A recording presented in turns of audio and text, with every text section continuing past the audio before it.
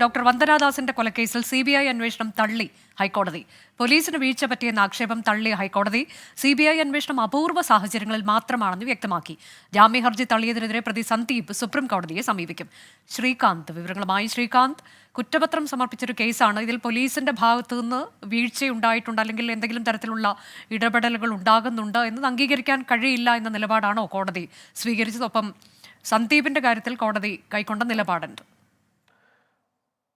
ഹനുജ, doctor വന്ദനാദാസിന്റെ കൊലപാതകവുമായി ബന്ധപ്പെട്ട് ഇന്ന് CBI അന്വേഷണം ആവശ്യപ്പെട്ടുകൊണ്ടുള്ള ഹർജി തള്ളിക്കൊണ്ടാണ് ഉത്തരവ് വന്നത്. ജസ്റ്റിസ് ബെച്ചു കുര്യൻ തോമസിന്റെ സിംഗിൾ ബെഞ്ചാണ് ഈ തീരുമാനമെടുത്തത്. അതിൽ അദ്ദേഹം ചൂണ്ടിക്കാണിച്ചത് ഇങ്ങനെയാണ്: അന്വേഷണത്തിലെ പിഴവ് ചൂണ്ടിക്കാട്ടാൻ ഹർജിക്കാർക്ക് സാധിച്ചില്ല എന്ന് അദ്ദേഹം പറഞ്ഞു. പോലീസിന് വീഴ്ച പറ്റിയെന്ന ആക്ഷേപം ഹൈക്കോടതി തള്ളുകയും CBI അന്വേഷണം അപൂർവ സാഹചര്യങ്ങളിൽ മാത്രമാണെന്ന് വ്യക്തമാക്കുകയും ചെയ്തിട്ടുണ്ട്. പോലീസിനെ സംശയിക്കാൻ മതിയായ കാരണങ്ങളില്ലെന്നും കോടതി ഇന്ന് വ്യക്തമാക്കുകയും ചെയ്തു. ഇതിൽ കുറ്റപത്രം സമയത്ത് തന്നെ സമർപ്പിച്ചു.